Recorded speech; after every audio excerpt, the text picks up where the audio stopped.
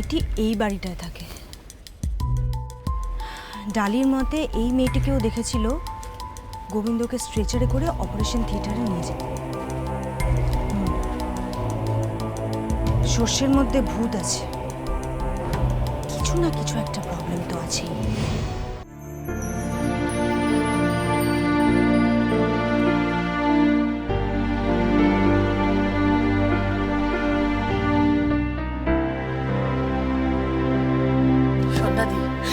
সন্ধ্যাদি একটু শান্ত হও না। সন্ধ্যাদি আমার কথা শোনো। আরে বাবা তুমি অযথা কেন টেনশন করছো? কি গো কিছু বলো না তুমি। আরে এত কাইন্দ না, এত চিন্তা করো কেন? সব ঠিক হয়ে যাবো মা, তুমি মাথাটা একটু ঠান্ডা করো।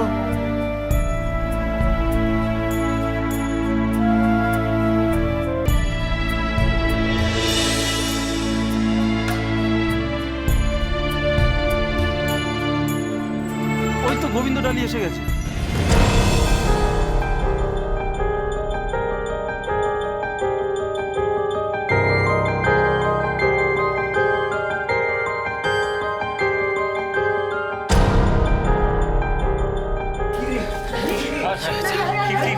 আরে গোবিন্দ কি হয়েছে? আরে তোমাদের হয়নি দাদু, কিচ্ছু হয়নি।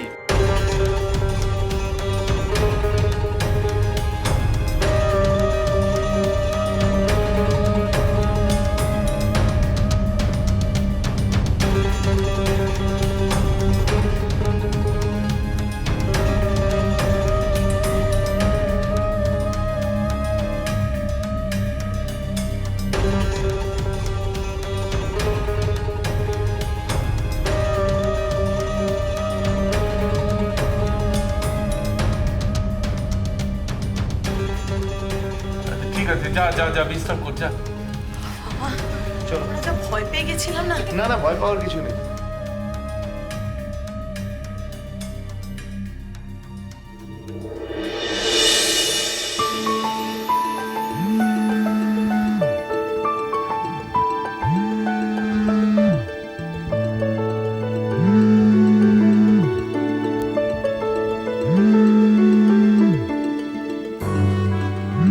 গোবিন্দ, গোবিন্দ ফোন বাজছে।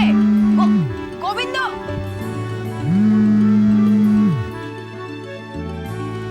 হ্যালো, হ্যাঁ কে বলছেন?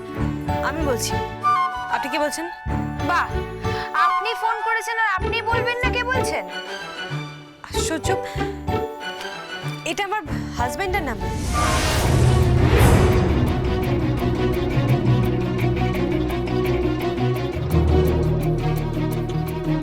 হোয়াট? কি পাগলের মতন কথা বলছেন আপনি?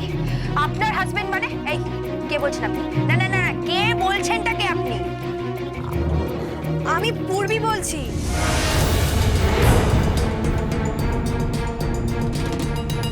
ও পূর্বী, আমি আমি ডালি বলছি।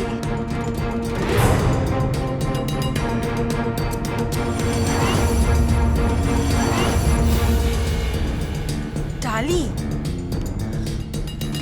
ডালি, এই ফোনটা তোর কাছে কি করে এলো? এটা তো ভজন নাম্বার। কি ভজ ভজ ভজ মানে? ভজ মানে রণবীরের নাম্বার। এটা রণবীর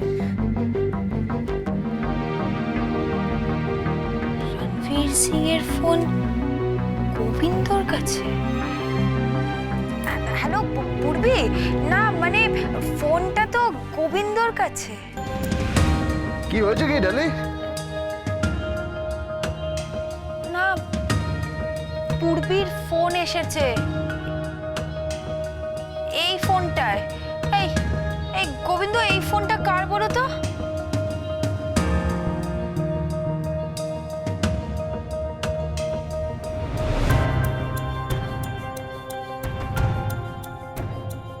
আরে কি হলো বলবে তো?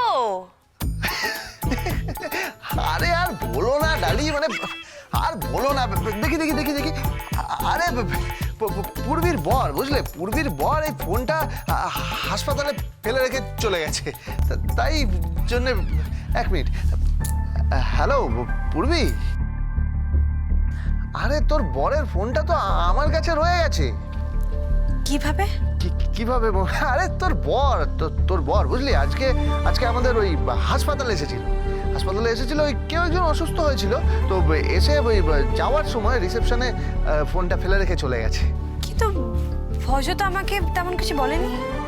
বলেনি না, হুট করে হয়ে গেছে মানে বন্ধুটা খুব অসুস্থ হয়ে গেছে বুঝলি, ওর একটা বন্ধু ওই প্যানক্রিয়াসে অ্যাটাক করে গেছে, তো খুব অসুস্থ হয়ে গেছে, তাই বলতে পারেনি হয়তো। ও আচ্ছা আচ্ছা, ঠিক আছে। তাহলে ভজ ফোনটা পাবে কি করে? পেয়ে যাবে, চিন্তা করিস না, পেয়ে যাবে। ঠিক আছে, কিন্তু আমি ওর সাথে যোগাযোগ করবো কিভাবে? ও তোর সাথে বাড়িতে গিয়ে দেখা করে নেবে, আর না হলে একটা কাজ করছি, আমি গিয়ে তোকে ফোনটা দিয়ে আসছি, ঠিক আছে? যাচ্ছি।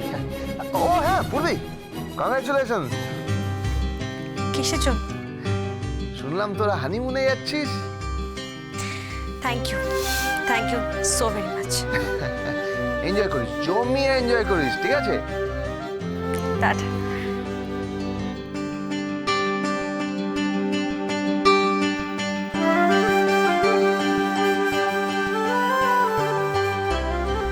কিন্তু গোবিন্দ জানলো কি করে যে আমি হানিমুনে যাচ্ছি? আমি তো গোবিন্দকে বলিনি। তাহলে নিশ্চয় ডালি বলেছে। ডালি ডালি দাদু আসুন। আরে গোবিন্দ, তুই আছিস? খুব ভালো। আমি বাক্সটা তো সব গুছিয়ে দিয়েছি বুঝলি। ডালি, এবার খাওয়া দাওয়া করে নে, হ্যাঁ? আর খাওয়া দাওয়া করে এই রাতেই বেরিয়ে পড়। হ্যাঁ, কিন্তু সাবধানে ড্রাইভ করবি। এই আমি ড্রাইভার ঠিক করি। না, ড্রাইভার কেন দেবে? না, ড্রাইভার নেব না। কেন? তোমার জামাই আছে তো, তোমার জামাই ড্রাইভ করে দেবে। আরে না, অত রাত্রে ড্রাইভ করাটা ঠিক হবে না। আমি ড্রাইভার ঠিক করে দিচ্ছি। না দাদু, চিন্তা করবেন না, আমি ড্রাইভ করে নেবো। ঠিক আছে। এই সাবধানে যা, হ্যাঁ? আমি খাবার দাবার সব প্যাক করে দিচ্ছি। প্লিজ দাদু, হ্যাঁ খাবার দাবার কেন প্যাক করবে তুই? না, খাবার দাবার কেন প্যাক? দাদু, তোমার নাতনি না মধু চন্দ্রিমাতে যাচ্ছে, স্কুলে যাচ্ছে না। আমি কোনো কিন্ডারগার্টেনে পড়ি না, আমি কোনো টডলার নই যে তুমি আমাকে খাবার টিফিন সব প্যাক করে দেবে। বন্ধ করো তুমি এসব খাবার প্যাক করা টিফিন দেওয়া। দাদু বন্ধ করো, এবারে বন্ধ করো এসব। তা কি করে হবে? শোন না। হ্যাঁ বড় বাবা। সব ঠিক আছে তো? হ্যাঁ সব ঠিক আছে বড় বাবা। ওই লুচি দিয়েছি, একটু আলুর দম, চিংড়ি মাছের মালাইকারি আর একটু মিষ্টিও দিয়ে দিয়েছি। প্লিজ সোনামা, প্লিজ। আমরা বাচ্চা নই, আমরা হানিমুনে যাচ্ছি, মধুচন্দ্রিমাতে যাচ্ছি আমরা। মধুচন্দ্রিমাতে যাচ্ছিস না? হয়েছে নাকি? বেশি বড় ভাব দেখাস না, হ্যাঁ? যেদিন মা হবি সেদিন বুঝবো তুই বড় হয়েছিস।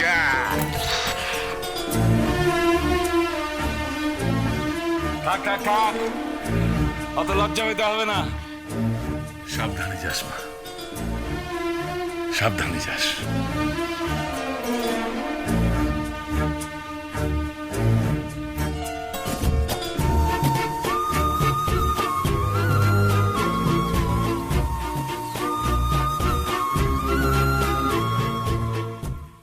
এটা কি?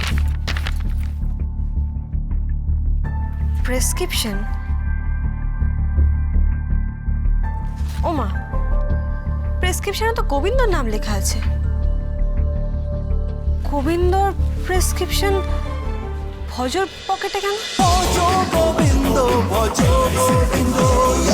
Dance with Portugal Bindo.